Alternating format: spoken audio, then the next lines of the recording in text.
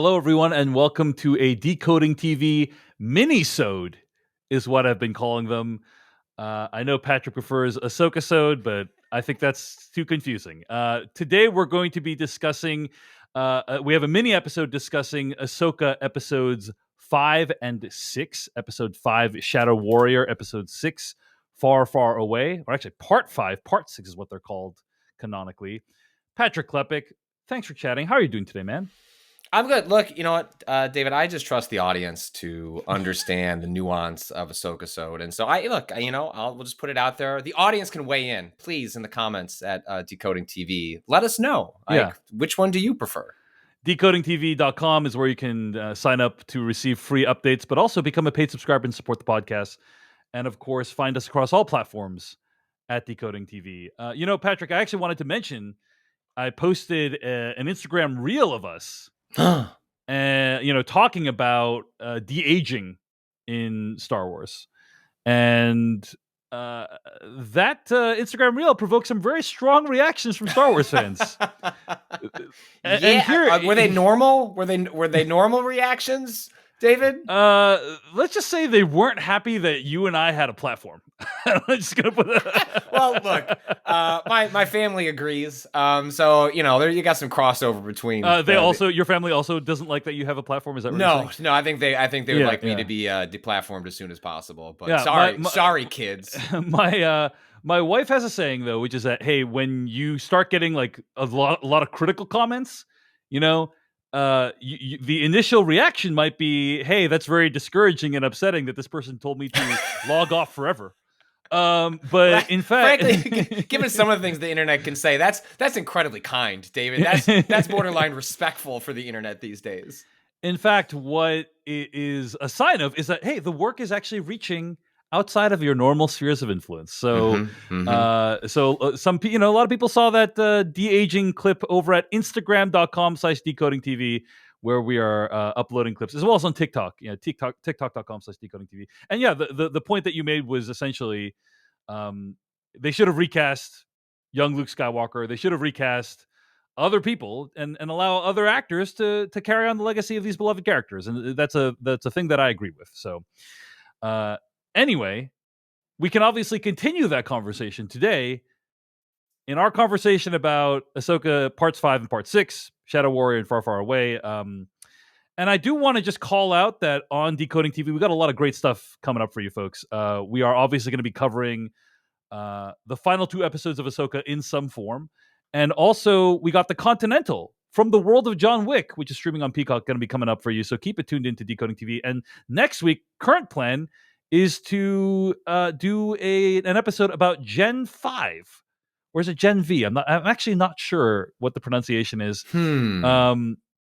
Because, probably Gen V, because of V is such an important factor in the show. Right, that's like a chemical that's right. In The Boys, yeah. In The Boys, yeah. Anyway, it's a spin-off series of The Boys on Prime Video, and so we'll be covering that on Decoding TV as well. So a lot of great stuff coming up for you, and just want you to know what to expect right here on Decoding TV. But let's get into it, Patrick Klepek.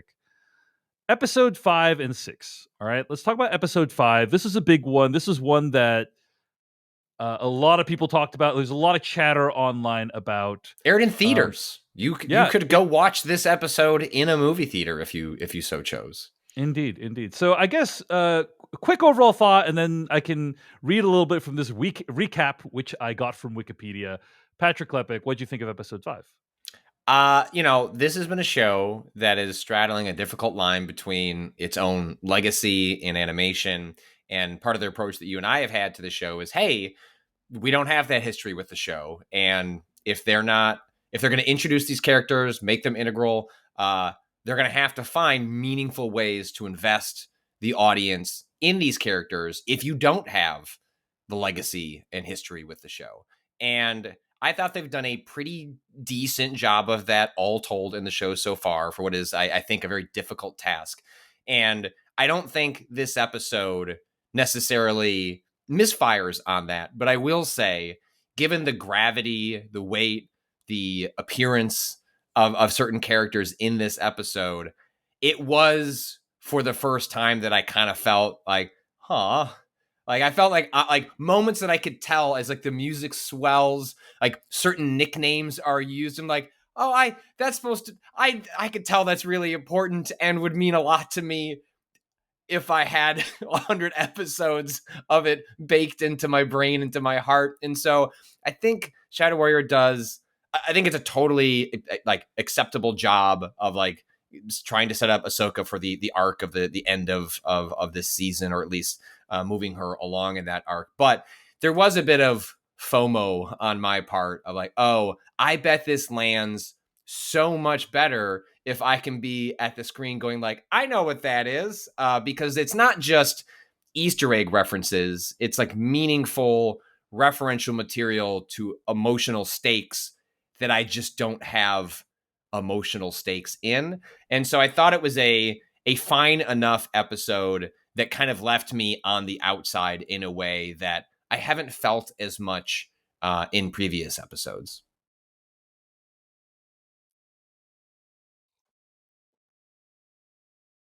Yeah, I think you said something along the lines of, this is the first episode where you really felt your lack of Clone Wars knowledge Yeah. watching the show. Okay, so I think it's safe to say we're going to spoil the episode and what happens in it. And if you're I guess listening to that's this, you true. probably already know. Yeah. It's going to be in the summary that you read. In, I guess in the summary, but that. also if you're listening to our episode 5 discussion, you're probably already caught up. Yeah, that's fair. That's with what's fair. going on. But I'll start. My feelings on this show, my feelings on Ahsoka remain largely unchanged. But I'll start by talking about some of the positive aspects about the show that I appreciate, right? And uh one of them is seeing an actor like Hayden Christensen return to the role of Anakin Skywalker. And my understanding is he's really come to terms with this character's role in his life, the actor's life. Do you know what I mean? Mm-hmm. I don't know how many people listening to this will remember, but when the prequels came out, they were very roundly derided, right? And it's kind of like, the people who watched the prequels when they were kids have now grown up and really grown to appreciate them. Like the prequels have become memes, and they've really endured as part of Star Wars cultural legacy, and in a way that has surprised me. Certainly, when I watched the prequels for the first time, I was thinking to myself, "Oh, like we're never gonna hear from these movies again. They're terrible." That's it for Star Wars. That's it. Like, it was a fun ride. Stick a fork in it. Stick a fork in it. It's done, right? And what we have seen is like a kind of reckoning with all that negative sentiment from years ago, with people like the guy who played Jar Jar Binks, Mm-hmm. what's his name, Ahmed Best, and Mm-hmm. kind of him grappling with like all the negativity that, like, publicly grappling with all the negativity he experienced, which was, despite my feelings about the prequel trilogy, completely unwarranted. No one should ever be harassed or or their life interfered with because of a role they played in a film. Right.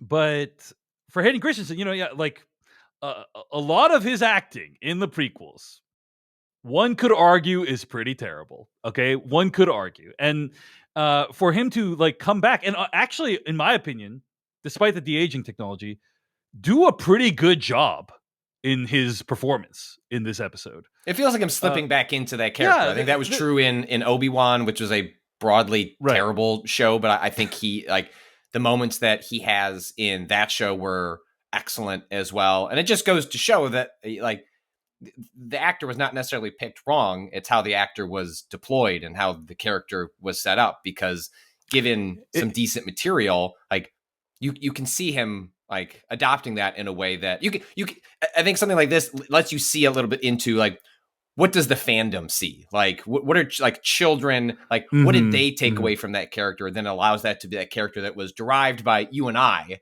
as like young adults watching those films, but that to become iconic to a younger generation that sees that character in a different light.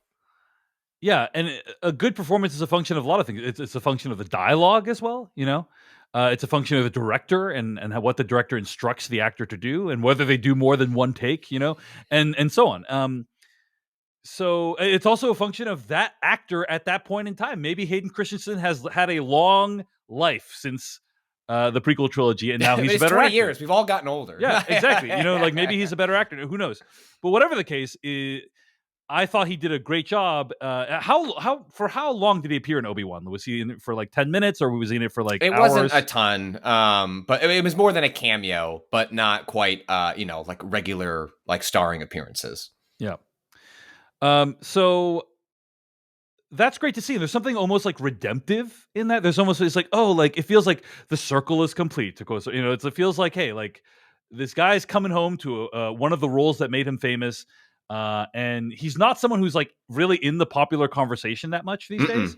Mm-mm. But the fact that he came back in this into this role, knocked it out of the park. There's something really beautiful about that, I think. So that's something I really appreciated about this episode. Let's talk a little bit more about what actually happens in episode 5, right? So, uh, Jason Syndulla. So Syndulla arrives on Cetos, and while investigating alongside his mother, Jason Syndulla senses that Ahsoka is in the world between worlds, revealing his own connection with the Force. In the in-between space, Anakin explains to Ahsoka that he had been watching her through the Force and deduces that her loss with Balin's skull is partially due to her unresolved guilt over the events that drove them apart. Ahsoka loses a duel with Anakin and relives fragments of her past during the Clone Wars, during which she grows concerned that her legacy will be one of fighting. Believing Anakin's teachings includes his legacy as Darth Vader, she initially refuses him, determined to not be held back by the past, which leads to another duel. Finally understanding that she wasn't involved in Anakin's downfall and that her legacy is her own choice, Ahsoka chooses to live and continue fighting. All right, let's pause here for a moment, Patrick. This is not an episode or a show, in my opinion, that is really great on subtext.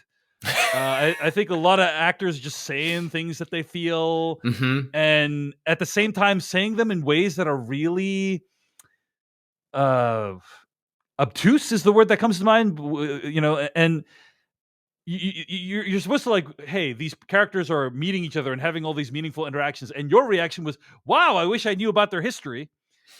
And my reaction was, I wish I understood what they were trying to say to each other. I mean, I do understand, but I'm just saying, like, it's just done in such a way where they're kind of speaking in these platitudes that makes it really hard for me to connect with. Here's a clip from the episode. Ahsoka, within you will be everything I am. All the knowledge I possess. Just as I inherited knowledge from my master, and he from his. We're part of a legacy.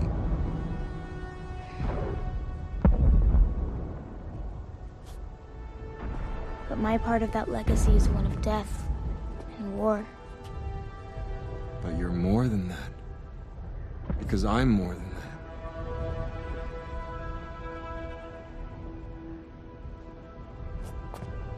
You are more, Anakin. But more powerful and dangerous than anyone realized.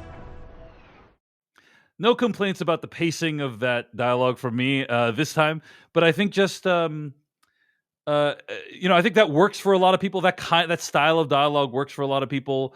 But for me, it kept me like, as with much of the show, it kind of kept me at a remove. This doesn't feel like two people who have a long history reconnecting for the first time, in a long time. It feels like we're kind of just saying like we're making declarative statements, towards each other. That's kind of my perception of it. But Patrick, what did you think of the personal breakthroughs that Ahsoka has during these interactions? Ahsoka really just shoving the genocidal nature of Darth Vader right under the rug. Like you're more than all of the. I mean, like that's you can't get in Star Wars. You can't think about that aspect of like the mass killings and like genocides that occur in the show, because that would put too much weight on these characters for a franchise that is less interested in dealing with like the consequences of that. But I'm with you, and I think that's the reaction I saw from folks who have been invested in this series was like rapturous. highest of highs. And so it's frankly something where it's very difficult for me. Like, I'm critical of it in the same way that you are, in which, like, I wish these characters would just say what they're. I don't need for you to spell it out for me, but I need us to be a little closer to that line than where we're at right now, because it feels like a lot of what's happening here is the weight of these characters' relationships is communicating a lot, and that's what leaves you and I as an audience member a bit on the sidelines, because that shared history is not clear to me. I don't know what these images. I mean, like, in broad strokes, you're like, oh, like Ahsoka essentially became an apprentice during a war and became like child soldier too. A child soldier, and like seems bad. But beautifully said, Patrick. That's what I'm here for. It's just deep, biting criticism. Seems bad. But and I know there's more there, but I the show's not giving me enough to chew on. Like, it's just sort of like, I feel like it's inference from their shared history, which is why I think so much of the audience that's reacting to this episode in particular it's what they're bringing to it. And I think it's where it's hard to be like, is this a failing of the show? It's like, well, I think it's a failing of the show if the show's aim is to get me invested in this relationship going forward. Or is Anakin not part of this show and arc going forward? And this truly is just, hey, fan service, the episode, like, we're checkboxing this to give Ahsoka this moment as we wave goodbye to, like, what was central to the Clone Wars show, which was the relationship between Anakin and Ahsoka. Clearly, that's probably not going to be the central weight of her character, like, going forward. Or maybe it is, but, like, it felt to me like, hey, this is one of those moments where we're going to hopefully craft something that is, like, visually entertaining to the audience, which apparently means, like, 900 fog machines, which is like, and I know it's a dreamscape. I know it's a dreamscape. There was a shocking moment when he says, we're at this battle, and it's like, it's a different battle than the one that was earlier, even though they looked like virtually identical in the background. Anyway, I think what's clear is that Ahsoka has been dealing with the weight of her relationship with Anakin for the whole series, and this episode was a way for her to work it out. But I agree with you. It comes out of nowhere if you're just coming into this show. Yeah, right? I think that's right. It comes. It's fun. It's a fun, like, cameo. Like, oh, like, if you're watching Ahsoka, my guess is you know who Anakin Skywalker. Like, there are certain things that even if you haven't seen the animated shows, like, the show can make presumptions about if you're this deep into watching, like, a spinoff.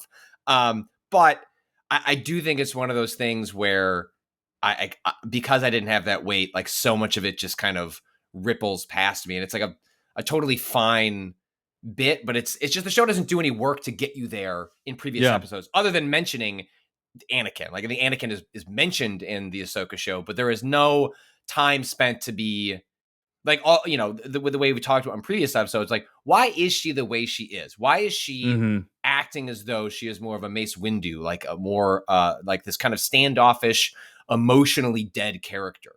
And if that is because she is carrying the weight of Anakin Skywalker, well, the show has done no work in the live action form to inform us. And frankly, I think something like that, a little time spent there, might have allowed us to, like, understand if that's part of this performance. I would have liked to have known that, because it would have given a little more insight into, like, why is this character so pensive and so like, is it just her relationship with Sabine? Like, I don't know, but I could have used a little bit more of that, because by the time we get to here, it just doesn't pay off for me personally.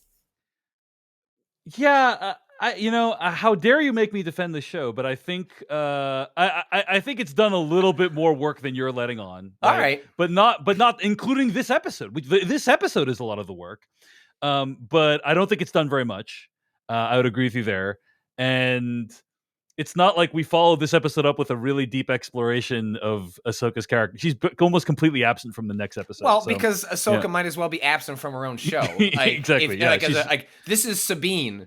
Feet, featuring Ahsoka, right, which I'm fine with, because frankly, I'm finding one of those characters far more interesting than the other. But it makes for it makes for an odd show as a result, because it just doesn't seem like it's fully served. Like, if it's going to be an Ahsoka show, be an Ahsoka show. And it seems like it's sharing the stage with two characters. And one of them is like far more dynamic and interesting than the other, in my opinion. Agreed. So Ahsoka is recovered by Syndulla's crew, and through her power, she learns that Ren is with Skull. Syndulla is contacted by Mon Mothma, who informs her that the New Republic forces are en route to take her and Ahsoka into custody for defying the Senator's orders. As the Republic fleet detachment arrives, Ahsoka recruits a pod of Purrgil to take her and Huyang to Bridger and Ren, while Syndulla, Jacen, and Chopper stay behind. So that's what happens in Episode 5. Couple of other things I want to point out real quick. Purrgil, basically these gigantic space whales. Yeah. That can go into light speed or hyperspeed. And I really thought the scale of them was really cool. There's a nice shot where Ahsoka's standing on a ship and you see the whale in front of her and you see how massive it is. The mouth shot. Like, that was excellent. Pretty cool stuff. But my favorite part of this episode happens in about like a 20-second scene where Syndulla first realizes that her son is able to use the Force, right?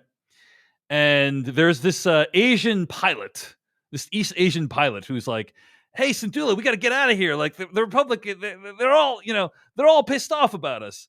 And in that accent, by the way. And this scene occurs between Huyang and that pilot. I'm going to play a clip from the show. Oh. Jacen, good work. Chopper, stay with him. What am I missing? What just happened? Jacen has abilities. His father, Kanan Jarrus, was a Jedi. Okay. We better get on it then.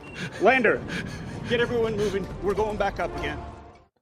Go ahead. In that moment, I realized how exhausting it must be to live in the Star Wars universe. And if you're normal, right? If you're not a Jedi, if you have no Force powers, you just have people walking to you at all times being like, hey, so-and-so is part of the Jedi Order, and his visions tell him the blah. And he's just like, okay, fine, what? Okay, let's go. All right, that doesn't change my freaking job that I have to do. Like, who gives a shit? Like, let's do,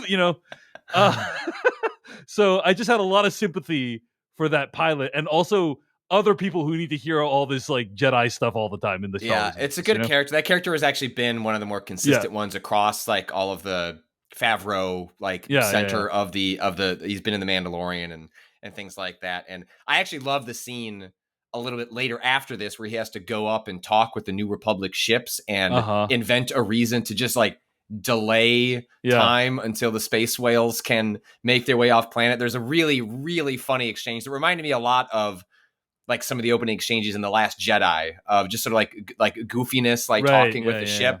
That he's just a really funny actor. And I agree. It's nice to have a moment of levity about all the shit that's in this universe. Like sometimes, like, again, you don't want to like, I don't like when fantastical shows like can't take their own fantastical elements seriously, because it's like, well, they don't have the fantastic elements. You need not worry about that in this show.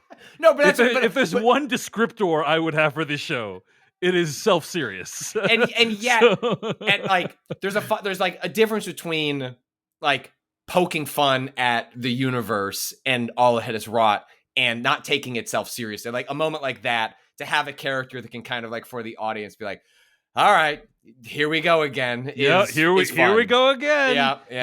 These damn Jedi. That's funny. Yeah, that's funny. All right. Part 6, Far, Far Away. Let's just dive into the recap because there's a bunch of stuff here. So in the distant galaxy, the Eye of Sion arrives on Peridia, the ancient homeworld of Elizabeth's people, the Dathomiri. Pause here for a moment. I just really thought the ring coming out of hyperspace hyperspeed, like that's just an awesome visual, Anyway, like that is super cool. So because you see a lot of ships going in and out of. Is it hyperspeed? Is that what it's called? I just want to make sure I'm getting it. Is it? Your attempt at guessing this on the spot is as good as mine. I think so. Though we have heard it probably hundreds of times. I'm gonna look up Star Wars. It's hyperspace. They go into hyperspace. Hyperspace. They go into using hyperdrives. Yes, you nailed it. Okay. All right. Okay. So it's really cool to see the the Eye of Sion coming out of hyperspace. That is like a really cool visual. And you see a lot of ships doing that. You don't see a lot of rings doing that, so it's cool to see that. Okay. Elsbeth, Skoll, Hati, and Ren meet the Great Mothers, who are Night Sisters allied with Thrawn. As they wait for the Grand Admiral's arrival, Skoll relates to Hati his belief that the fall of the Jedi and the rise of the Empire were part of an inevitable cycle, and his hope that the alliance with Thrawn will break the cycle. Let's pause here for a moment. So, this is like one of the most interesting elements of this episode to me. Yes. This idea that Skoll is like, hey,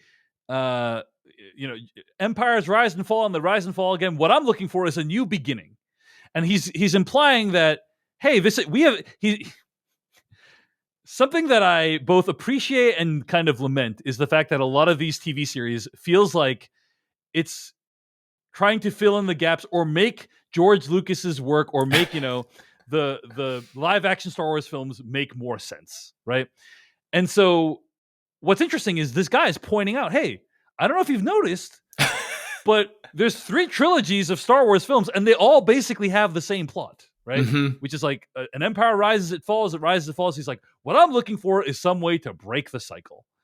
Now, we unfortunately know he's going to be unsuccessful, but there is something really interesting and potentially tragic to that idea. That I was just like, I wonder if this is going anywhere interesting. Patrick, do you have any thoughts on that? Yeah, at least it's like a rethinking of like, again, like on one hand, it's like a metatextual analysis of like Star Wars in a way that I can't tell is like, is it critical or just pointing it out? And part of that will be like whatever unfolds here. And like, it's also hard to tell. On one hand, I expect a show like this to be laying groundwork to explain the rise of the First Order, but like, how do we also explain like why Thrawn isn't like mentioned by why have anybody? we never heard of Thrawn? I assume at all? that will be explained. Like somehow this will kind of happen off to the side, and yet will like lay the groundwork for the rise of the First Order. Like those things can live in harmony. But it's interesting to have this character off to the side, and like makes me like even more sad that Ray Stevenson isn't here anymore, because it just means like I don't know what's going to happen to this character in 7 and 8. Either Skoll will be like killed or vanquished at the end of the season, or he'll be recast potentially if there's a season 2, right? And like all of those scenarios are a huge bummer to me. Yeah, because they're all sad. They're all sad. Yeah, because we see this in like the Marvel stuff all the time, where like a villain comes in and then a villain is vanquished, and like what has been the most successful villain in like the MCU? Loki just sticks around even if he dies. And also, he's good now, by the way. I don't know if you good realize. now, right? He's but that's good called now. an arc. Like, like makes him understand. And so like, it's rare to have a character so like just stand out so strongly as like, and I don't know how much of that's characterization, how much of that is just like sheer, like the actor doing I don't know. It's a combination of things, but I find them to be like, I am so fascinated by their arc on the show. And yes, at this stage of the game, knowing that we're 2 episodes from like whether it's a finale or this is just like a setup for a season 2 or just a lead into the movie, I don't know. He could talk in a little more specifics to like The Apprentice of like, what do you mean by in the beginning? Like you seem to have an answer to that but I just want to know. Like every time he speaks, I'm at least interested in because it's not a traditional like villain hero arc, or at least we don't know. Maybe it still ends up being bad, presumably, but it's just, I don't know. I'm curious what they're even up to, which is more than you can often say for a lot of villains in these types of stories. I agree. He's the highlight of the show for me. Ray Stevenson is awesome in the show, and I think he's clearly being set up as the guy who is vanquished in season 1, and Thrawn is going to be a longer arc, right? Like, I don't think Thrawn's going to be dead by the end of the season. No, I think it's going to be Skoll is possibly dead, or Hati are dead, and then Thrawn is going to be the movie or season 2 or whatever. So, and that's a bummer. So anyway, Thrawn arrives with his flagship, the Chimera, and honors Skoll's promise by providing Ren with provisions and the latest intelligence on Bridger's whereabouts. After Ren leaves, Thrawn sends Skoll and Hati to follow her so they can kill both her and Bridger, but later admits to Elsbeth that escaping exile was his main goal. All right, let's just let's talk about the introduction of Thrawn. Like, What did you think? I thought it was fine. I think Lars Mikkelsen, who played the character in both the animated show and on the live action show, he's great. Like, it's a great performance. But does he feel dangerous to you? I don't know. I don't know that he feels like, okay, he kind of ordered the execution of Ren, offhandedly, but we don't really get a sense of how dangerous he is, how menacing he is, how skilled he is yet in this episode. No, I mean so you're a little more familiar with like the Heir to the Empire like books and the Timothy Zahn arc, my understanding of Thrawn is a master tactician that can sense and understand how everything's going to play out. Yeah. And part of the reason he hates the Jedi is because of things like the Force that he just can't account for. And like that's why like this tension between Thrawn and Jedis like Ahsoka are like, I can account for everything, but you motherfuckers. And like that's the thing that drives him up a wall. And like that's a really interesting tension between the two characters. But this is one of those moments where I think Mikkelsen's performance is like fantastic. Like there's a little bit of, I don't know that this design fully translates to like live action. Also, I wonder if like some of like, as the big as the budget is, a budget on a movie is bigger. And like, this would probably look even better like on a film budget as opposed to the TV. I don't know. But I think his performance is,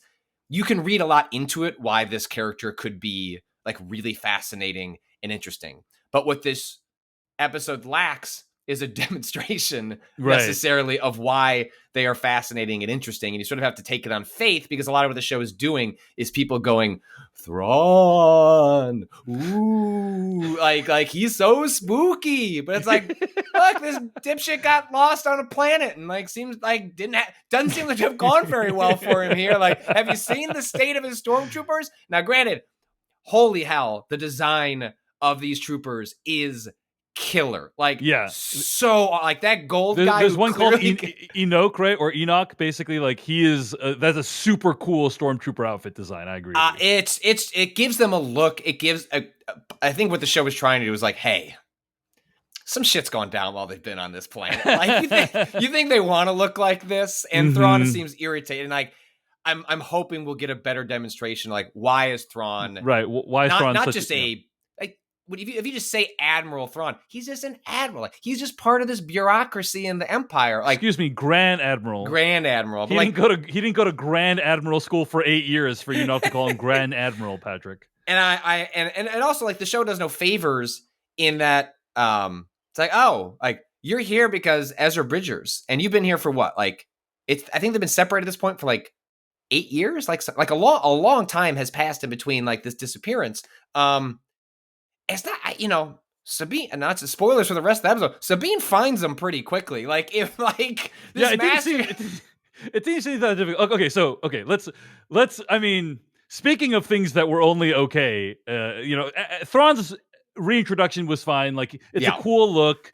But yeah, you're right. I completely agree with you. We don't really get a sense of why he's dangerous. There's a lot that I'm excited. Like, it's a good enough introduction. Yeah, like, the character's performance is excellent. That like, I think this could be a fantastic villain if played right. Speaking of things that were good enough or possibly not that good. Surviving an ambush by bandits, Ren encounters the native Noti and follows them to their village, where she reunites with Bridger. I have so many thoughts on this whole situation. Number one, Sabine fighting against the bandits, that was actually legit cool. Like, I loved that. That was awesome. Where it's like different... It felt like different fighting styles being balanced, like and different weapons and different armors. Like, she was deflecting it with her armor. At one point, she uses a lightsaber. She's using grappling hooks. Like, it was just really creative. Like, I loved that whole sequence, and it was really well done. And it's clear demonstrations of like what she's good at and how she's adapting. Like, I think one of the like real highlights of this show all along has been the fight choreography. And yes, totally. It's new. It feels like, oh, this is a new kind of paradigm of fighting that we haven't seen in the previous episodes. So I like that they're trying to keep it fresh. And seeing a lightsaber that can't be combined with the Force is itself just like a novel. And I'm desperately hoping, like, please don't give her Force powers. Please don't give her Force powers. Like, she's such a more interesting character if she has to accept the like Force principles of the Jedi's, but without the cheat code. You know what I mean? Like, but without like a force push, because it just she's so interesting in that way. Thought number 2. They have been marooned on this desolate planet for years. But for years, as you said. Let me just say, Patrick, doesn't feel like the planet's that bad. I'm just gonna. There's worst like planets to be. Have you seen Darth Vader's planet? That's full of lava. There's nothing good's happening there. There's a freaking bandits. They have armor. Like they have to have some kind of resources to make it. There seems to be moisture everywhere, so it's not like a desert. These little like Koopa, little turtle shell Koopa things. They can still exist. Like the planet seems to support life. Is what I'm trying to say. So it's like. Okay, they're not. This is not some freaking, there are places on Earth that look way worse. So it's like, so anyway, so it's like, okay, wow, interesting that you felt marooned there, and then finally the reunion with Ezra. I think this was a wet fart of a scene that basically was completely underwhelming, and then also, there's this dialogue where he says, "How did you get here?" And she's like, "Let's not talk about that. It was through very evil, terrible things that I had to do to get here."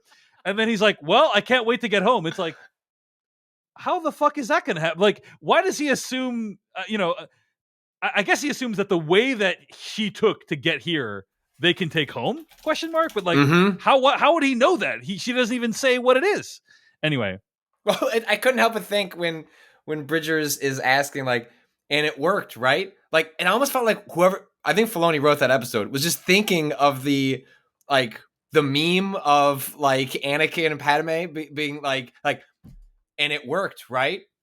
And it worked, right? Like all I could think of was that meme. But I'm with you. Like what was supposed to be like the thrust of this show has really not been Ahsoka, but has been Sabine's relationship and trauma over the disappearance of Ezra Bridgers. Yes. And yes, I know it's been a long time, and I can't tell if these two are brother and sister, or they want to go bang behind a shed. I can't tell like what the deal is with these two. Sure. But this should have been I should have felt like, right. I'm not expecting for me to tear up because I don't have the connection with these characters, but I expected something. And I don't know if it's the way it's shot, if it's the aloofness of Bridgers, but it just didn't work for me. Bridger does not come across as someone who has been marooned away from everything he has ever loved for like many years. He's cool. He seems like he's just like a. Have you seen these little sickos that I'm hanging out with? He seems slightly happier than Patrick Klepek when we fire up this call to record a Decoding TV episode, right?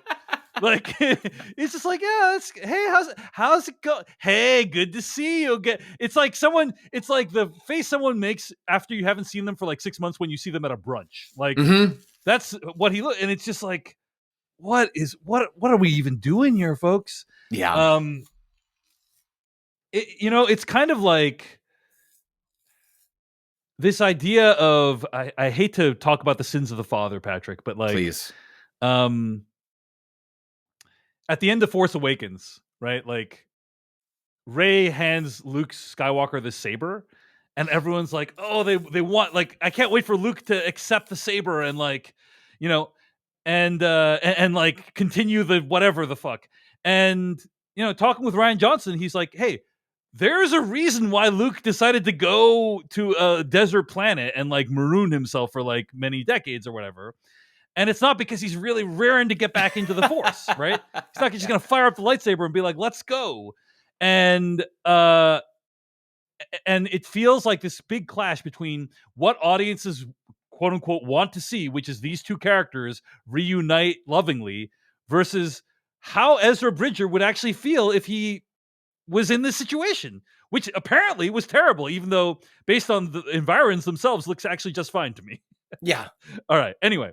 Any closing thoughts on the episode, Patrick? Because we got to record another episode right after. We do. I will say, this was one of my favorite episodes for like all of its problems aside. Like a lot of it ended up working for me. I loved a lot of the imagery. I liked, it reminded me of some of my favorite episodes of The Mandalorian, which is like it was Sabine goes to a planet. Just like it was like The Mandalorian goes to a planet. Like, what's going to be here? It's like just meeting a bunch of weird little dudes. was like, that's my favorite Yeah. part of Star is like, Yeah, oh, who's yeah. this weird little dude? And like, what are they up to? And how does their little, and you know, like that moment when she walks through the, like their little place, like there's all these really tiny details, like how does their society work? And like them, like all that stuff is some of my favorite stuff of when Star Wars is working best, and especially in an episodic format where they can linger in that stuff a little bit longer. So I'm in on Thrawn.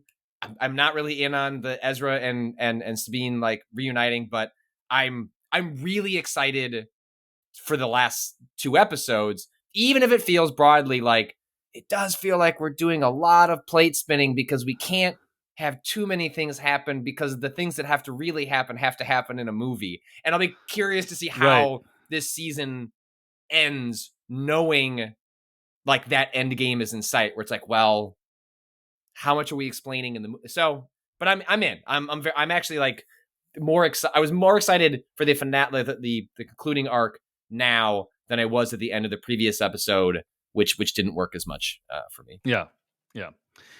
Okay.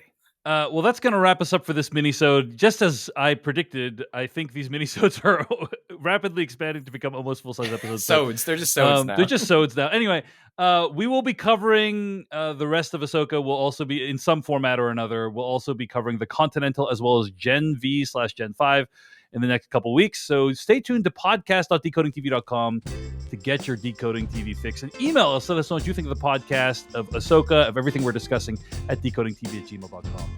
Find Patrick Klepek's work at Remap Radio, as well as at crossplay.news. He's Patrick Klepek. I am David Chen. We'll see you very soon. Goodbye. Hey everyone, David Chen here. Thank you so much for watching that video from Decoding TV. If you want to get an audio version of the show, all you got to do is go to podcast.decodingtv.com. And if you want to support what we do, get ad-free episodes of the podcast and also bonus episodes of the podcast, go to decodingtv.com and become a paid member. Of course, you can also like and subscribe for more. We appreciate it. Thanks. See you later.